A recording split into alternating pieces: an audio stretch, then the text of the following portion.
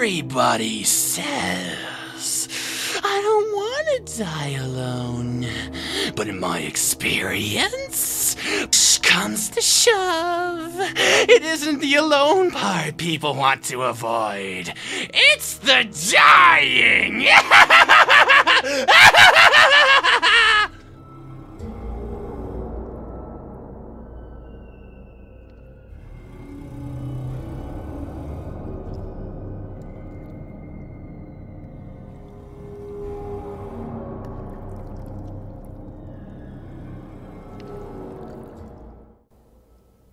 Cletus Kasady did not have a normal childhood. He pushed his grandmother down the stairs, tried to electrocute his mother to death, and tortured his mother's dog. In response to this, his mother was driven to try and kill him, only for Cletus to watch his father murder his mother right in front of him. At his father's trial, Cletus refused to say anything in his father's defense. He wound up in an orphanage called the St. Estes Home for Boys. His growing antisocial behavior was noticed by both staff and fellow orphans, but rather than treating him, he became a victim of their abuse. Cletus was pushed over the edge until he murdered the administrator of the orphanage, pushed a girl in front of a bus, and ultimately burned down the entire orphanage. As one might expect, these acts did not go unnoticed, and over time, Cletus Kasady found himself sentenced to serve 11 consecutive prison terms. For a while, it seems he was destined to live the rest of his life behind bars, but all that changed when he got a new cellmate, Eddie Brock. The first host of Venom was separated from his alien symbiote suit. Brock learned of Cletus's simple life philosophy. All you need is the will, the courage to do things other folks are scared to. Nothing like watching somebody. They stare at you, wondering if you're actually gonna do it. And then, the knife plunges again and again and again. Nothing better than having the blood spew over your smiling face as you laugh over and over at them. Like, hell! The window! There's something there! Look outside the window! The alien did indeed rescue Brock. The two left their cell wrecked, which gave an opportunity to escape. What Eddie didn't know at the time was that the Venom suit was pregnant, and during the rescue, it gave birth. Cletus inadvertently came into contact with the offspring through a cut in his arm, and thus, Carnage was born. Soon, the whole world will see that the way to freedom is chaos, and the way to chaos is carnage!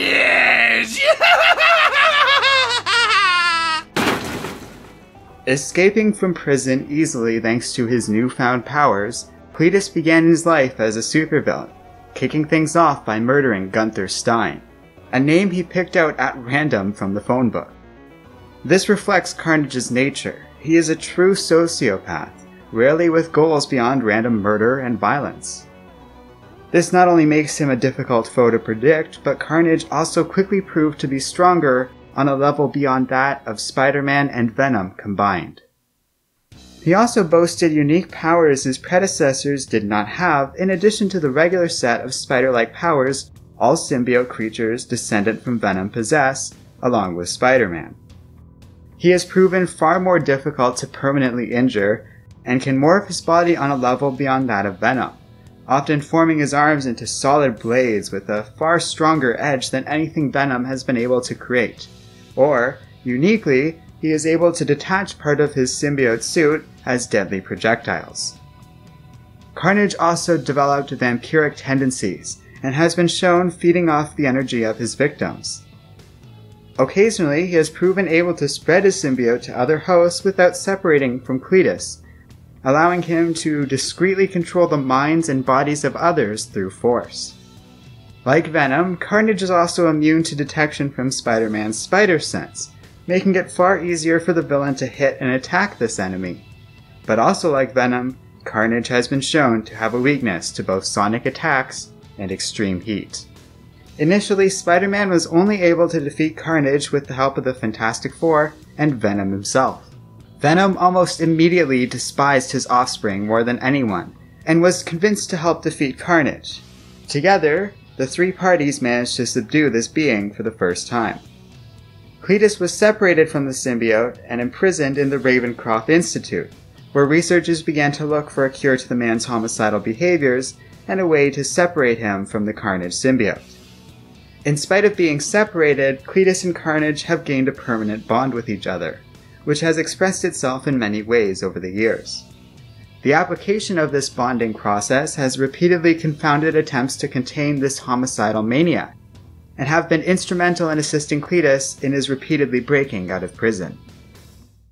Is that what you want to hear? That I was a poor, abused child? That my mother beat me? My father molested me? That I was tortured and hung by my ankles above a pit of broken glass? Well, maybe that's all true. Or maybe I'm just an inevitable aberration. The soul that's born so black, so twisted, so filled with unreasoning hatred, that there's no explanation. You can't make me sane. You can't hope to redeem me. All you can do is kill me. Because if you don't, I'll break out of here. You have my word on that. And the blood, the glorious blood, will flow like wine.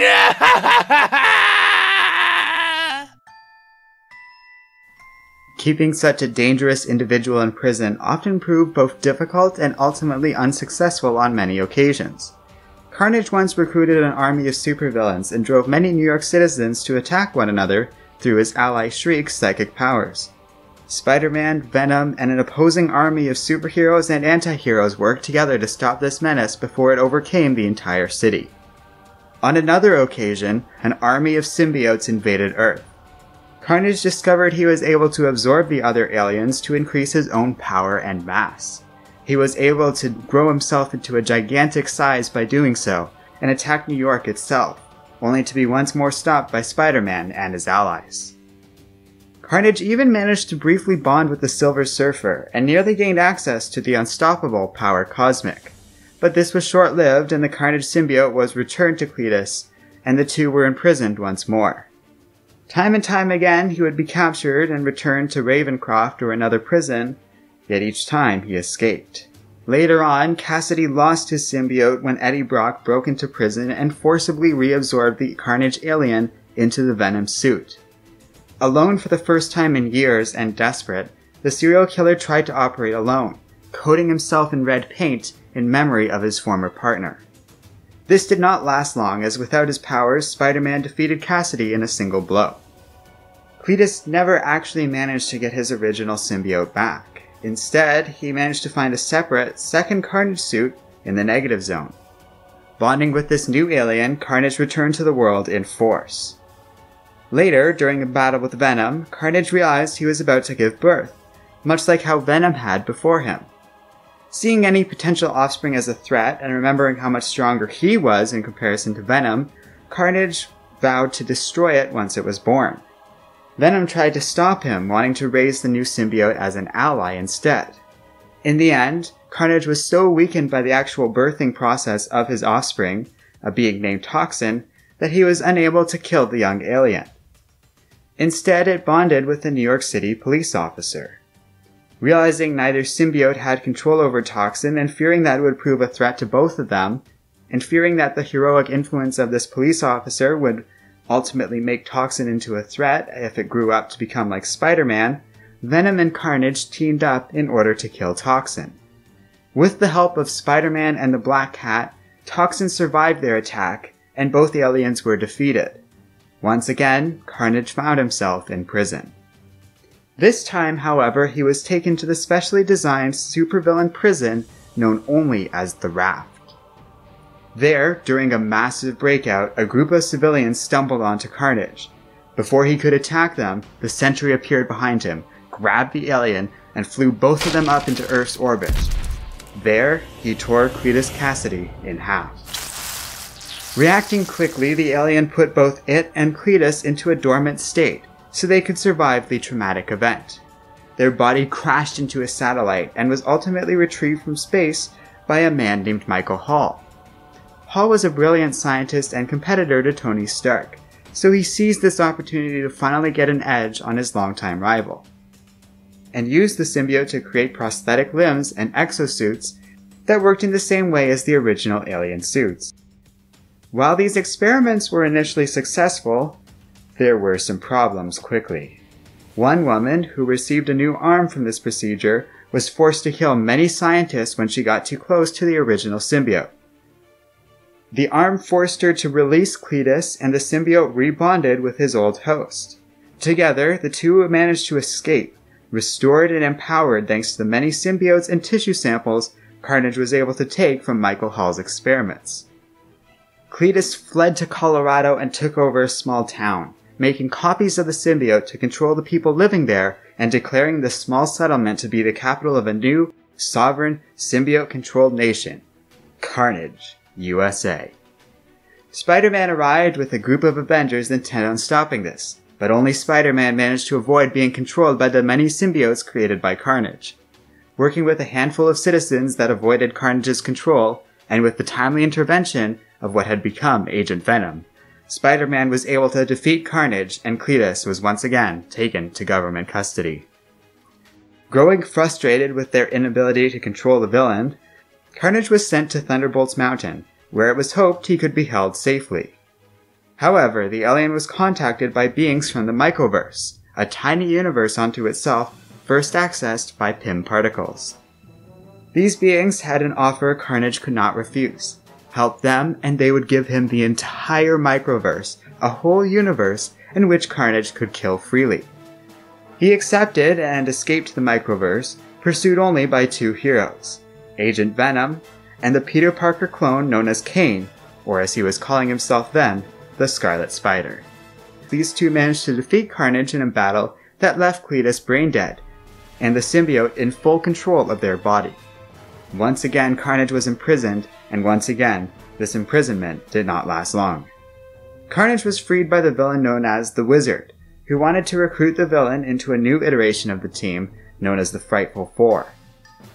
Not realizing that Cletus was no longer in control of their body, the Wizard couldn't control Carnage on his own, and it instead attacked the villain. In spite of this, the villain captured Carnage and attempted to use the alien for his own purposes, only for Cletus to escape with Carnage, with Cletus healed and whole once more. Deciding to go back to basics, they went on a killing spree, attacking people seemingly at random. Nobody could predict his actions or track him down, save for one individual who saw a pattern in the villain's madness.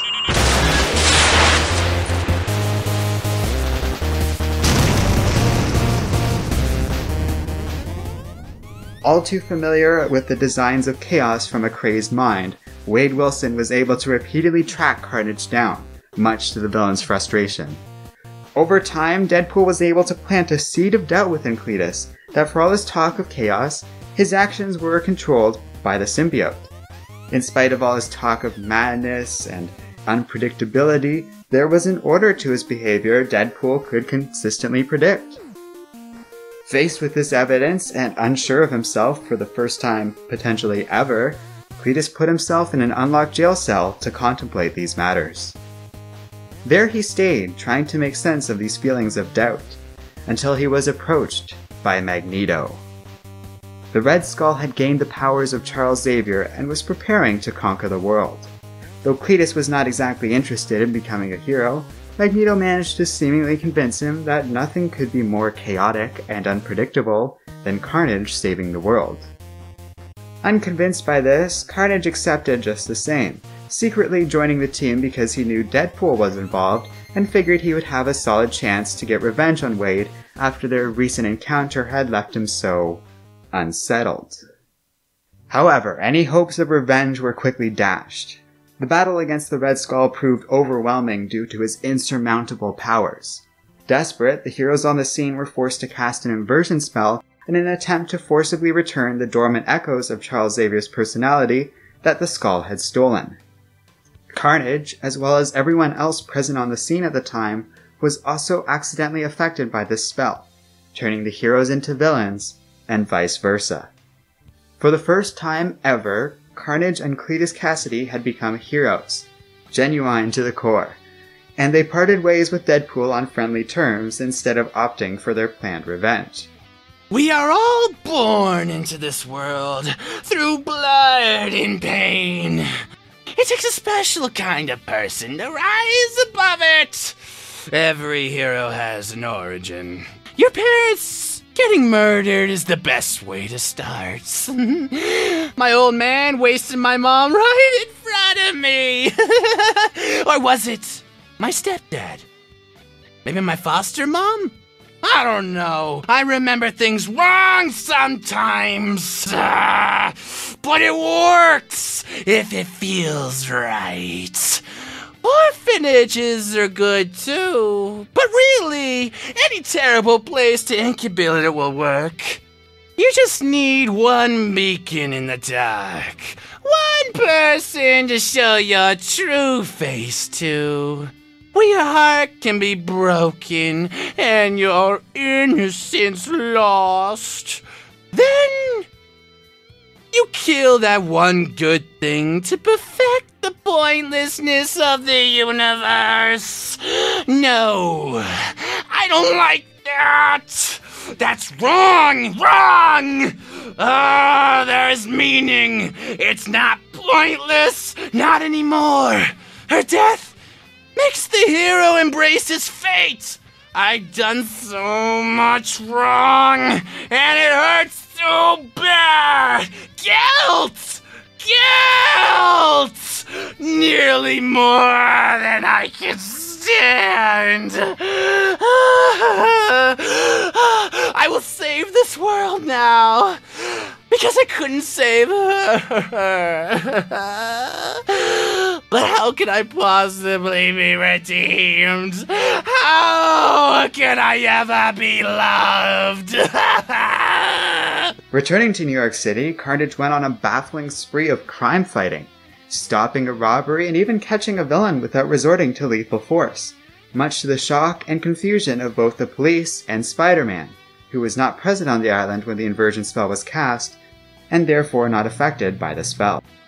Carnage's past and broken psyche made his new life as a hero difficult for him, and he sought the help of a reporter named Alice Gleason to help guide him towards a path of heroism.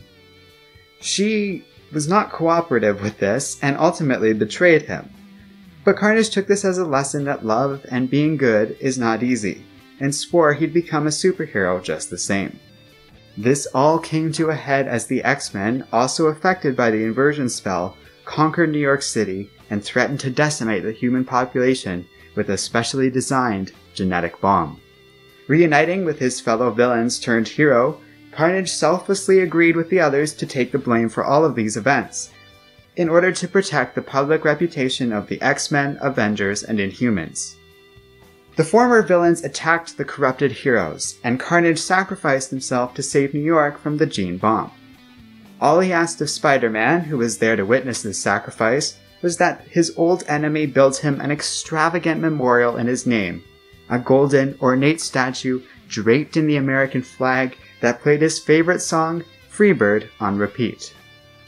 Moved by one of his worst enemies making such a noble sacrifice, when the heroes were returned to normal and the inversion spell undone, Peter Parker began building the memorial, as he promised. However, Carnage's story does not end here. He survived the encounter, returned to normal, and sought out Sam Alexander, also known as Nova. Claiming he wanted to seek out his new friend he made during the events of Axis, Carnage committed a number of violent acts and even tried to take Sam's mother hostage. This plan didn't work out, and Carnage wound up getting hit by a truck. Revealing that he really just wanted to erase any evidence of his time as a superhero, Nova being one of the few heroes not affected by the inversion and thus a witness to all of that, Carnage was instead arrested and brought to Rikers Island. Once again, Carnage escaped, but this time the FBI were quick to react. They managed to lure Carnage out to West Virginia and set a task force to catch him. This group included Eddie Brock, who was then bound to the toxin symbiote, and several others affected by various symbiotes over the years. They attempted to subdue and capture Carnage once more. Both Carnage and the FBI ultimately ran into a cult during this battle, and Carnage was put through a ritual by these people that enhanced his powers, making him temporarily immune to the well-documented symbiote weakness to sonic attacks. The cult wanted to use Carnage to resurrect an elder god named Chthon. Seeking more of this power, Carnage tracked down this being and summoned him with the intention of gaining more power, and if it refused to do so, he would destroy it himself. Instead, the FBI task force arrived, managed to banish the elder god, and strip Kasady of his symbiote once more. Forcibly melding the Carnage suit into a cage that surrounded Kasady, Carnage was once more captured, this time in FBI custody. The task force parted ways, and Carnage has not been seen or heard from since then. My name is Cletus Kasady, and I kill people, and I love it! I know 9 million ways to kill a body, and I love every one of them! All dull day, every day, right up until I hit the hay. I think of bodies slit right up to the middle and shared across 100 nice little gardens. And when I sleep, I dream of ways to kill a body, and ain't nobody thought of yet. You're probably asking, why do I kill? Well, simple answer, it's pretty! Waking up in the morning and knowing that you're going to kill someone, it's a beautiful thing. Makes me feel like a gunship. Like my engine's only turning over when I'm moving and killing. Makes me feel like a god on the first Monday morning. I kill because it makes me feel like I'm on TV. With my own personal soundtrack, like JFK. Brains on leather and pretty blood on his pretty wife. JFK, NBK, KKK, and his pretty wife. Now think of it, all wet and humiliated, crawling in front of the whole world. I like that too. When I was a kid, my favorite movie was the Zepredator film. I ain't inspired by the media, I inspire the media. I have video games and toys and comic books just because I can kill better than anyone. You wouldn't believe the hundreds of different ways bodies dance once bullets have been put in it. The songs they sing when you cut their throats, the patterns they paint when you make them squirt. It's art! I kill because it's pretty! It's art! It's a dull old world on the surface, ain't it? All gray and nondescript. But that's a lie! Scratch the surface and you'll reveal the real world! All red and raw and senseless. And that's the world I show you when I kill! The world I am. I am that man eating human sandwiches at the bus stop, making Jeffrey Dahmer eyes at the young boys. John Wayne Gacy hands a twitching. I am those kids burning dogs and hobos in the dark alleyway. The wife shoving broken glass down her husband's throat. I'm the American flag on fire. The founding fathers crucified for a chat show. Lies, cursed lies in government. I'm the end of the world as we know it, and I feel like a drink I'm Chaos! Chaos! And the rest of the world won't admit that it's just like me! And because of that, the world is worthless! It's the dirt on my heel! Love means nothing! It's a planet of mannequins filled with blood, and they may as well be torn up and burst and strapped on! Because what else are they good for? Apart from making noise and being nice and making more stupid little mannequins that sit still for lies and TV and kissy garbage! I told you about the worst things in this world because that's what the world's made of. Everything is sick. I'm getting through to you. Everything is sick and I love it. You see, I'm not mad. Chaos isn't mad. I've shown you the real world, shown you chaos, and hopefully you insane. But killing chaos, you can't kill chaos. And you can't keep it locked up for long.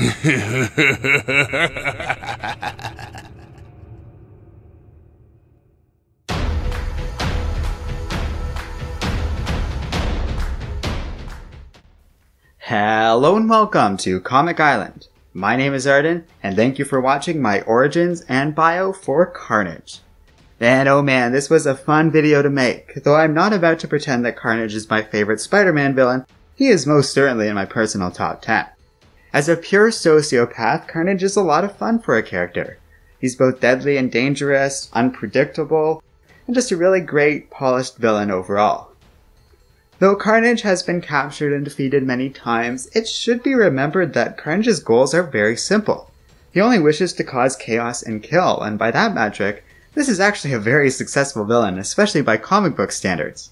His lack of a concrete plan makes him difficult to reason with, as he tends to just wander from one opportunity to the next, working with the situation to just cause as much damage as he can before he's ultimately caught. He's okay with that. He's happy to do so in between bouts of prison time because this is who he is, this is what he does. He's very clear in that regard. He knows what he wants, he knows what he is, and doesn't ask for anything more. Rarely, if ever, has Carnage been caught without a wake of bodies lying in his path, because he's so hard to predict that that's the only way heroes can find him, with one exception. Sure, he doesn't get to kill everyone every time, but I really do think he's fine with just waiting until the next opportunity inevitably comes along. He doesn't seem to plan much because he doesn't need to plan anything. Thinking about it like that, Carnage is one of the most successful Spider-Man villains and is kind of scary to think about. Anyhow, like last time, I have a bunch of recommendations if you want to read more about this character. That speech we had at the end, courtesy of some amazing voice work by OwningOnyx, thanks for that Onyx by the way, is part of a single-issue comic called Mind Bomb. I also really like Carnage's introduction to the story, the Venom vs. Carnage miniseries, and I thought Axis was a lot of fun and a wildly different take on the character. As for the ever-popular Maximum Carnage, it's kind of a bit overrated if you ask me, but it's also kind of a classic for a reason. Personally, I liked Minimum Carnage more since it involved Agent Venom and the Scarlet Spider anyways. Regardless, the biggest surprise of all has to be how much I like the Deadpool vs. Carnage miniseries. I didn't really think it was going to be much going into it, but I really liked it. It's very fun and very cool that Deadpool is this really good opponent against Carnage, because he's kind of keyed into all the madness and chaos stuff. I think the lack of ability to provoke a reaction in Deadpool, who's just completely unimpressed by all the violence, and instead he's just able to really profoundly understand Carnage, worked well and was really amusing in just how much it frustrated Carnage that he couldn't mess with Deadpool the way he does other heroes. In fact, I think Deadpool might be the only one that has instead gotten under Carnage's skin, so to speak, which is a really clever detail I really appreciate. I'll provide more of a thorough list of reading recommendations in the video description below, so you can check that out if you'd like. In either case, thanks for watching this video. Let me know what you think of Carnage in the comments section below. And if there's any other characters you'd like to see covered, feel free to share them in the comments as well. We do get a lot of those requests, but I record them all. But if you want to see our character covered in the more immediate future, you should check out our Patreon page to see how you can get involved with Comic Island yourself. This video was actually a Patreon-based request from Simon Daniels, so special thanks to him for his support of our channel. Other than that, thanks for watching, and as always, don't forget to like, subscribe, and keep reading comics.